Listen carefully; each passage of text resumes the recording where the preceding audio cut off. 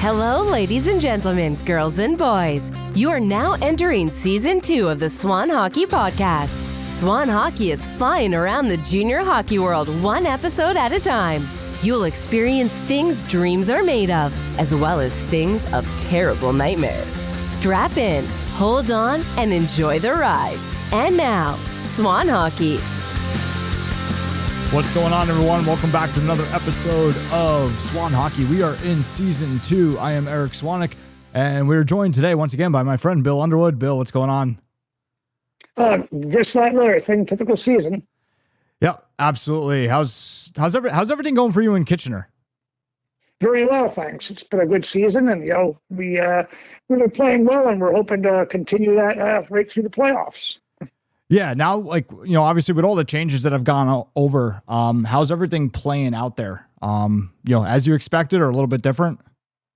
It's pretty much, the way it's been for the past X amount of months, and ever since the rule changes, you're getting players maybe you didn't expect to get, and you're losing some players a little bit earlier than you planned, and we're making adjustments to it. It's a matter you just have to adjust.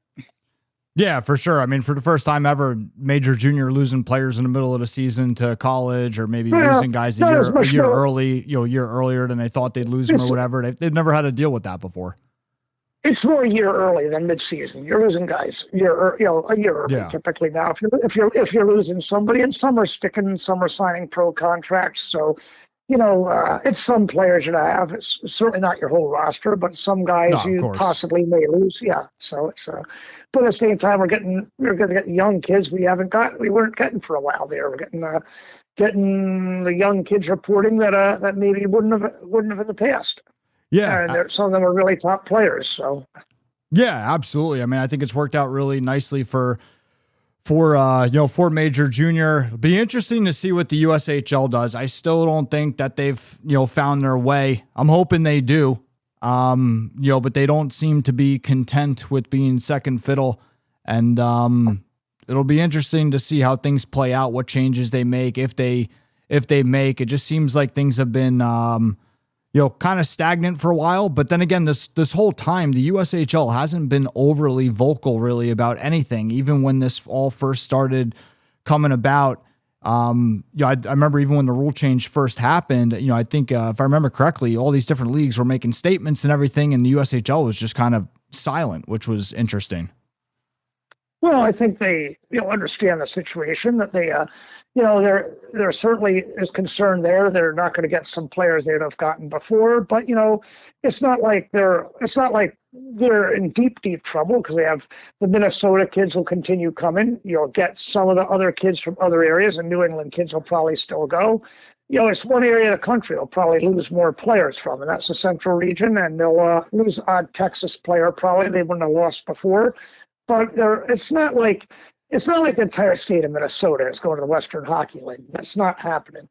Do I see every single good New Englander going to Quebec? No, I don't. We'll have more guys going to the OHL from our region, not 100%, but probably more. And Canadian kids, they're not getting the Canadian kids they used to. So there's some realities, but at the same time, does it add up to a disaster mode for them? No. And I think they understand there's not much they can do on those other things, because they really just don't have, the financial ability or other abilities to really fight back on those players, but they still have their players they're going to get. And, they just have to make adjustments accordingly. It's like, we had to make adjustments. In the past, we had to make adjustments accordingly when, we'd see guys may stay in the States, change their draft position for us, or go to the States. Well, now they're doing the same thing we had to do at one point. Some young players that they might have gotten before, they probably won't get now, so they might reevaluate where they put them in the draft, and they'll have some players that are just not gonna be coming. So that's like we had the same thing. You adjust, and it's and I said it to Glenn, the commissioner of the USHL, when he was on this podcast. Everybody's always compared the CHL to the USHL, and I never have thought it was a fair comparison, because it's just their models were always different, right? It was never the same, right? The budgets were never the same. The USHL cannot compete with the CHL in terms of the money that is spent, And, even up until the goals of the league were never the same. The USHL was always concerned with moving as many kids to the NCAA as possible. Major Junior was always concerned about getting as many players to the National Hockey League as possible. The budgets were never the same. The goals were never the same, yet everybody compared them. And I never thought that it was a fair or realistic comparison to begin with. They're two different models. Some people's egos like to try to compare the models, and then other people just were not well informed on it. And the thing is, again, to say that it was ever really exact same thing, it wasn't then and it isn't now. They're two different type models, but still, I mean, to say the USHL is going to lose every player, no, they're not, because like I say, Minnesota kids, which is a huge part of their backbone, they're going to keep on going that way. I don't see it changing. Quebec kids, some will go to New England kids, some will go to Quebec, but probably the majority will stay in the States. I don't see the majority of them going to Quebec.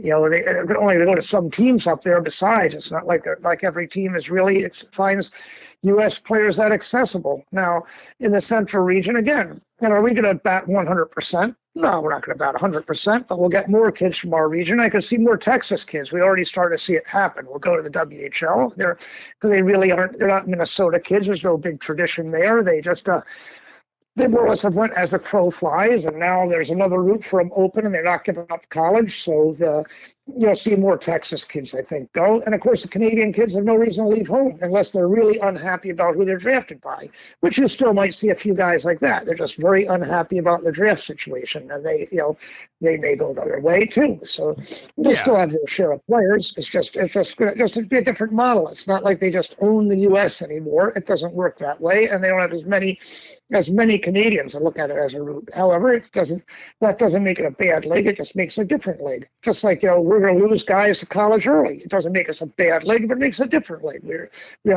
not going to have every player stay through 19 and 20 anymore. We'll have the majority probably, but you'll have some that'll go. And on the other hand, we have more top 15-year-olds that will come our way. 15, 16-year-olds will come our way. So the young kids are obviously going to replace those old guys with. And, they're all good prospects, the kids are. And, it's going to be, it's just a matter of, it's a little bit different reality for both leagues. I don't think the CHL will see a noticeable drop. And the USHL, it may not be that precipitous drop people think, because, again, so much of their talent base is from the West, and that I don't see that talent base changing much. Yeah, I mean, look, I don't think, I think the USHL is, definitely taking a blow with this. I mean, how much, again, in terms of the size of the blow or kind of in what category the blow is, arguable. Is the USHL in trouble in terms of are they screwed? Absolutely not. Right. They're just, things are changing, right? I think it's more of a competition battle than anything, where the USHL wants to be on level playing field with the CHL. And that's the part that I think is, they're struggling with is, the league's not in jeopardy, right? It's not like we think the USHL is going to fall off the face of the earth. It's more of, they're not, like I said earlier, they're not content being second fiddle, and they got an uphill battle there. Well, the question is, how many people really don't, I think a lot more people than people realize sort of understand that, in their league, and it's sort of understood because it's just something that is. And, they probably have. Right, but I don't think they're content with it. I think they understand it, but I don't think they're content with the reality. Yeah. No, nobody's ever content with that. They prefer to. That's what I'm saying. To not be content, but at the same time, there's not much you can do about it. And in the end, they will. There's only so much they can do about it. So I mean, it's one thing to not be content. It's another thing to be content about something you can do something about. And I think in the end, they've taken a bigger net loss. Certainly, major juniors probably broken even. Maybe gotten. Who knows? We'll see how it's gotten better or what. Getting more of the top young kids, but as far as USHL, it's been a bit of a net loss. And but again, there are people have been realistic about this, and people have been less realistic about it. And the question you have is if you're not content about it, that's fine. But I mean, what can you do about it? All you can do is try to recruit players that consider coming your way. You draft players you will consider coming your way, and it's the same game we've been in for years in major junior with U.S. kids and some Canadian kids. You got to sit there and look at, is he gonna come here? He's gonna go to college, and you have to look at how assignable he is, and they're just the same shoes we were before. That's all. And there's some kids, they're just going to have to sit there and reevaluate. It used to be a top level prospect that they'd get for sure, not anymore. And it's just that it was that way for us too. They just have to adjust to that. Yeah, things are changing, but with change comes opportunity, right? So we'll see what everybody makes of it. Let's switch gears a little bit. Let's head over to the NDL, the proposed NDL. It's been a couple of weeks since you and I spoke about it, kind of sitting on it, digesting it more, seeing what's going on. Not a whole lot has come on about it. The more I look at it, the more it's, I think it's a lot of marketing. I think they're doing some really cool things. I think they're good implementations. I'm not convinced it was necessary to create the NDL. I think it would have been nice to see a lot of those implementations just implemented across youth hockey. But as we discussed previously, it's not really a league. It's a badge. And, I see it a lot of trying to market to try to get players to kind of stay put, right? To not go to Canada to, hey, we got this great development thing and it feeds into the, national team or whatever. Let's face it. If you look at the U17 division of the NDL, are they going to have the best U17 players? No, they're not. The best U17 players are still going to play CHL, or still going to play NTDP, or still going to play USHL, or still going to play NA, or still going to play elsewhere. It's going to be an attempt to get the best of the rest. Well, I think to a large degree true, but also I think it was a different type marketing, because it also depends what clubs they select and from where. And, we have to see who they actually bring into this league and how they make it work. And it is something, again, are you going to prevent kids from going major junior? No, and I think they realize that, because they really can't stop guys from going major junior.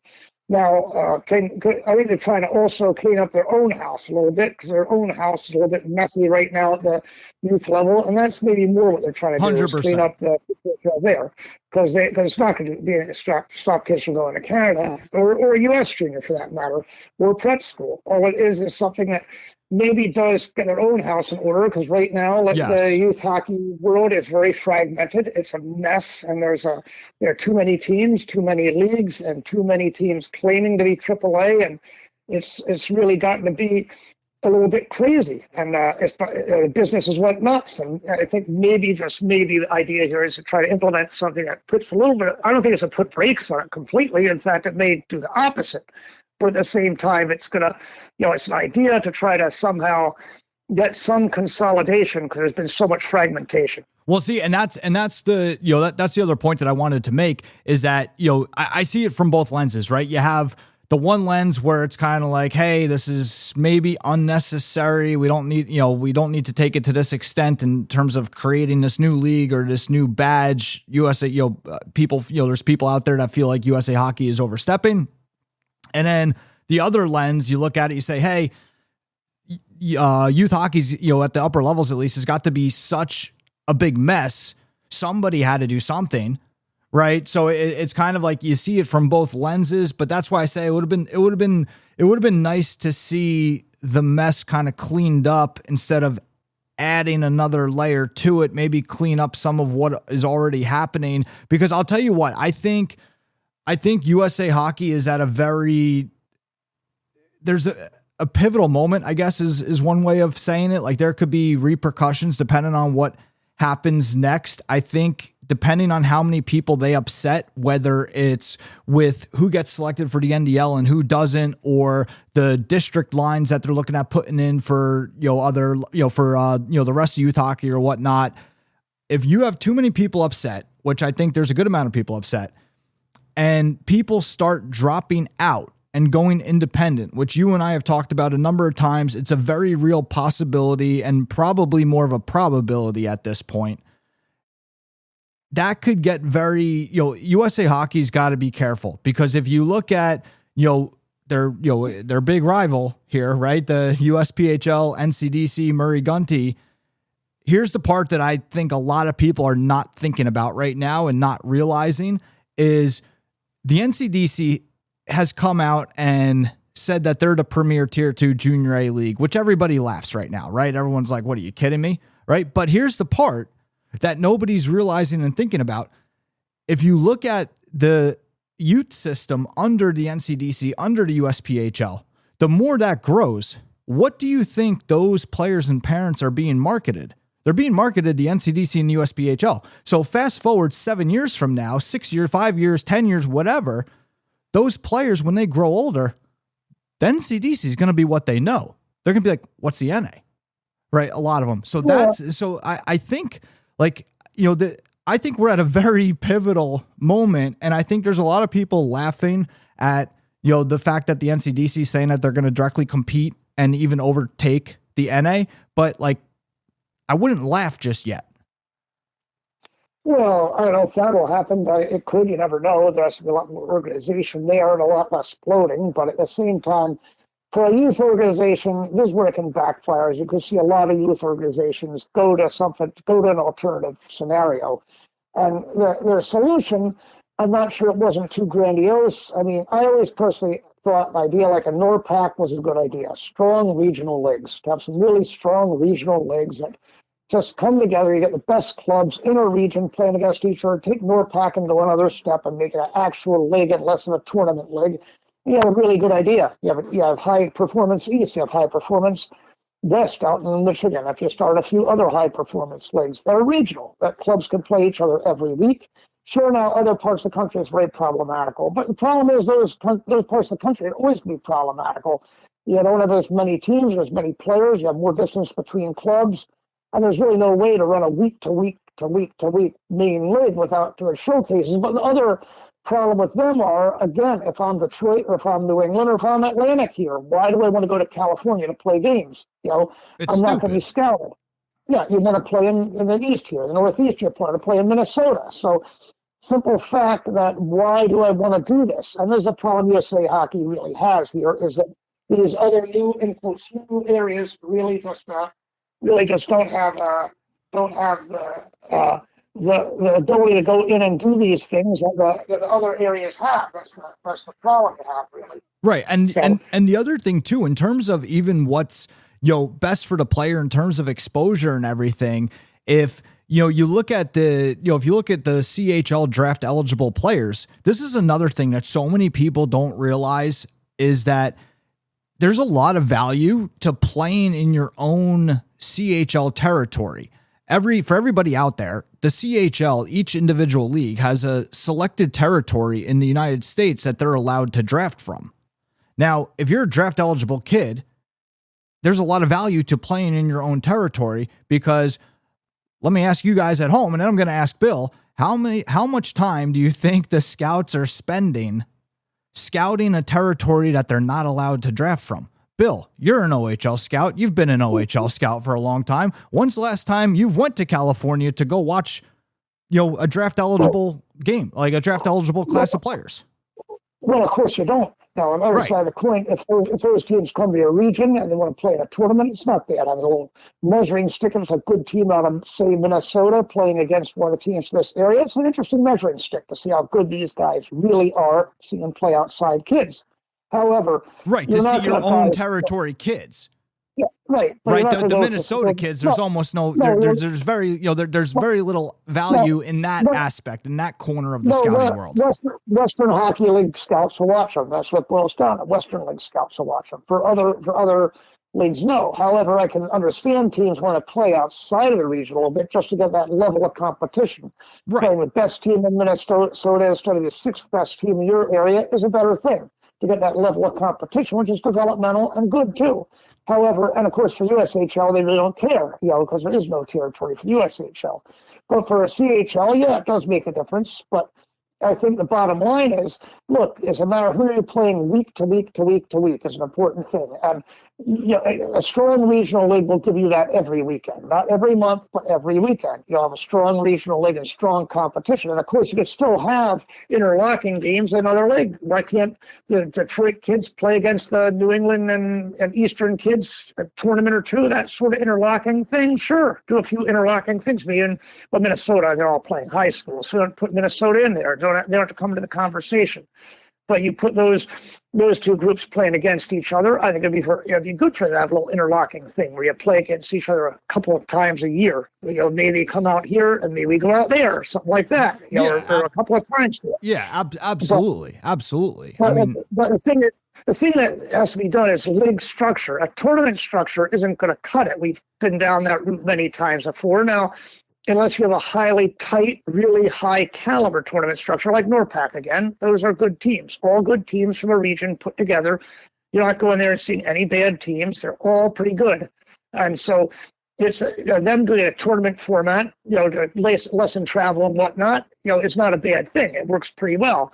Although I always say to myself, wouldn't it be really cool if they played every weekend against each other? That'd be even more cool than having the tournament format, with a few jamborees here and there. So you see the whole league in one swoop. You do that, but then you play against each other more. But the regional league concept, I worked in Detroit for years, and so I think it's an excellent model.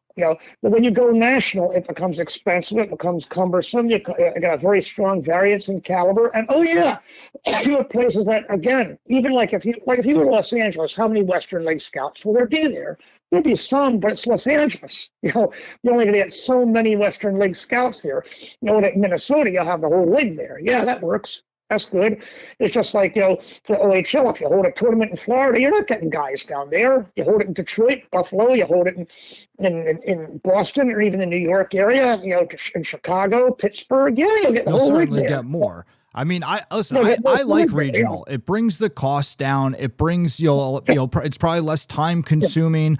I'm not a big fan of, listen, I like the tournaments. I like the jamborees, all that stuff, but I don't like them every weekend or every other weekend. Especially at the upper levels where these guys are, playing, 4 or 5 games a weekend. I think it's too much at the upper levels. At least I think it's too much hockey. I think going regional, I think it's just gotten, going regional, I think makes a lot of sense for many reasons. I think this has just gotten too crazy, and, there's almost not even a method to the madness with some of it.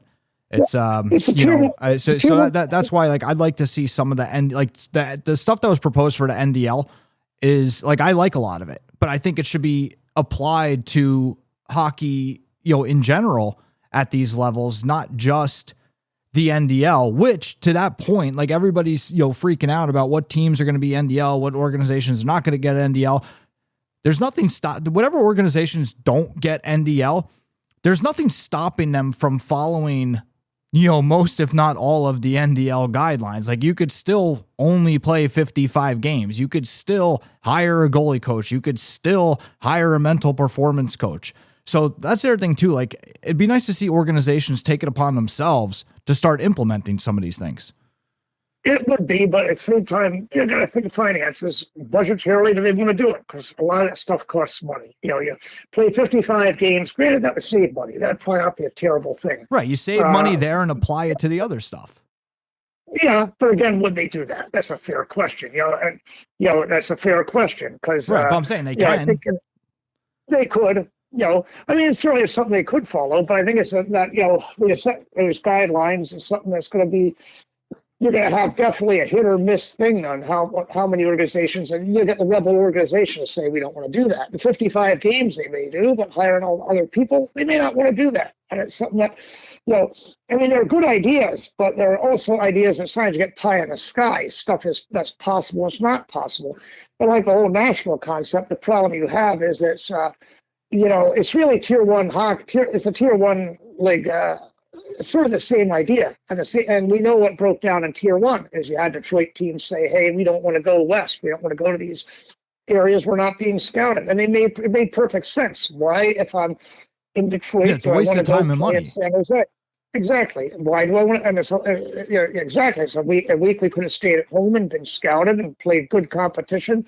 Why do I want to go there? And a lot of times you go to these things, you play against teams that are your local teams or you anyhow. So why are you going 2,000 miles to play against guys that are 75 miles from you? It's kind of crazy too. And I've seen that happen. Yeah. So I mean, there are a lot of question marks that there are some ideas behind it. Yes, there are good ideas, but the question mark is it the best idea and is it going to be executed properly? And you look again at the whole national concept. Look, there are areas that should probably have 6 teams in this league easily. If you're making it truly the best against the best, there should be 6 teams out of some regions. Other regions probably none, 0. So or 1 at most. So how do you make this work? It's a big question mark I have. Like in our region, how many teams are they going to take? And which teams? And what are the constraints on it? Because, I mean, there are 3 elite teams right now in this region at the 15 through 18 level. Wait, argue 15 through 16 is 3, and you get to 18 is probably 2 elite teams. Yeah, and there's an inkling out there that none of those teams are going to get it. Well, exactly. And those teams, in all honesty, and there should be a differentiation. 15s and 16s, you're having those age levels. Yeah, 3 should have it. 18s, probably 2 should have it. And, so you got to look at that too. And I'm sure in New England, you have the same, a similar scenario, only different because they have prep hockey and high school hockey. How are you going to cope with that? Because, kids are still going to play prep hockey in New England. So you're not going to necessarily get those kids to play club hockey, even with this. Minnesota kids aren't going to play club hockey; they're going to play high school hockey. There's Minnesota. I mean, what we were talking about before, like how many Minnesota guys are going to leave and go to the Western League? There's Minnesota guys that won't even leave and go to the USHL. Like or they'll play USHL, go play high school, and then come back to the USHL. Like they love the high school hockey.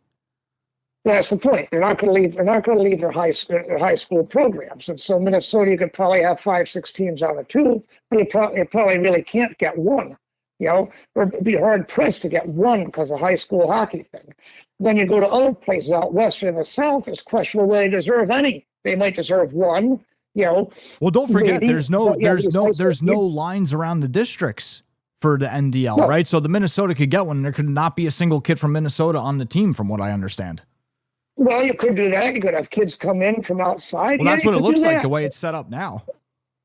But the question you have then is, again, it's something that, are you defeating the purpose? You're saying, okay, you don't have to have any kids in the district here. Well, hey, that's really good. You have a team, but you're not developing any local players. And you come to a Scranton-Wilkes-Barre situation where a lot of kids were driven out of hockey when they brought all the imports in. A lot of kids said, I'm not going to make the team anyway, and quit. So you're going to have that problem. And you have the problem in this area. Again, if you're just going to bring a bunch of imports in, now granted, some of the top teams here already do use imports, but it's not a universal thing. We have a lot of local kids too. If you're just bringing tons of imports, what's the point for the local district kids? And what are they going to do? They're not going to be happy to go elsewhere. And, we say you reach a certain point of pointlessness. And of course, that's going to be an expense. If a kid's coming in from another area, all you might do, you're going to transportability. A kid would do it anyway, and you're getting them to go there because it'd be expensive because you have building costs and all that. It's going to be expensive. So, again, what are you getting? And what kids would you get to play in Minnesota? And again, what are you doing then? Let's say you're getting Michigan kids to play in Minnesota. So you're plundering Michigan hockey to staff for Minnesota teams. Their kids want to play high school hockey. So you're plundering Michigan. And there's a problem with that. And would Michigan kids even do it? They probably wouldn't. They say, no, fine, I'll stay home on a non-NDL team. I'm fine. I don't know. There's gonna be a lot of people chasing that NDL title. I mean, I don't think they're gonna have any problem filling the teams. Well, they possibly would if a kid, again, say you're a Detroit kid, a good Detroit kid, but you're not picked for the Detroit team. Again, there's still going to be good hockey left in Detroit. Yeah, but then they'll get someone from Wisconsin, someone from New Jersey, somebody from New York, somebody from California. Well, they'll get somebody. There's going to be people chasing this. They'll find players, but I'm not sure that a lot of top players would. Because again, if you're a good program here, and the good programs are going to fight it. So if you're a good program here, there's no reason to do it because there are a lot of kids, a lot of people say it's too damn expensive. And hey, they have a good program here, and we know these. Well, guys. That's why I said before, it's an attempt to get the best of the rest. Well, you might get that, exactly. And again, what's the point of that, really? That's sort of a pointless point if you're not having the best players there. And again, it's just another USA hockey gimmick of, do we really need this? It's sort of like NDL is a national development team, an NDT, pardon me. The NDT, do we really need an NDT? The answer is we don't. No, because those are 40 players that develop. They'll go somewhere else. They'll develop fine. They don't really need an NDT. They can develop a lot of other places. It used to be a big thing just to keep kids from going to the CHL. Well, you don't have to worry about that so much anymore. And you spend millions of dollars on a program, and the idea to help the U.S. national junior team. In reality, you have more than one class of the national junior team, guys that never played together. So that was always debatable. So you have millions of dollars spent on a program that really is not necessary. And you have on the other side of the coin this could be is to me a lot of idea. A lot of idea is not necessary. It's something that you're putting together isn't necessary. And it's not something that that is a must-have, because the question always comes back to is, are players being developed here? Yeah, they are. But are they being developed by ideas USA Hockey comes with? 90% no. Most are developed because ideas local people have come up with and clubs have come up with in terms of development. It's something that in the end it's really the grassroots have done the better job of development. I always say, that it's really the unsung heroes here in American hockey are people who are not in Colorado. They're people that are, on the local scene, running local clubs and coming up with great ideas like NORPAC. That was a great idea, coming up with that. Well, I think there are a lot of good ideas. And I think there are a lot of good ideas with the NDL. I'm just not convinced it's the right execution of those ideas at this point. Well, there are good ideas, but the problem is exactly not execution. Is it the right idea? Is it something that's really that workable? And is something that's it's interesting? Yeah, it's sort of jazzed up idea with different rules, Tier 1 Elite League, which is always a fun and interesting idea. But however, in practice, it turned out to be something that eventually imploded on itself. It's not what it used to be. And I'm not sure this isn't something too that's not destined to implode on itself because the problems are above mentioned. In the end, it's an interesting thought. It's certainly an interesting idea. And there's some good ideas, as you say, but at the same time, it's questionable whether it's a necessary thing, as a questionable thing that that's even the right thing. It may work out, but it's something that, again, isn't necessarily the right route to go, and is it something that's really necessary? Well, still a lot of dust to settle. We're going to call it here for today. Guys, remember, the conversation continues in the Swan Hockey Discord server. You can get there from swanhockey.com or in the description of this podcast episode. Bill, thank you once again, as always, for coming on. Sure. So, thank you. Yeah, no, it's always a pleasure. And until next time, guys, I will see you soon.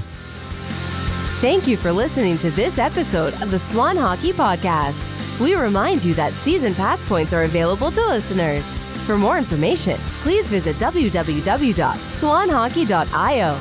Until next time.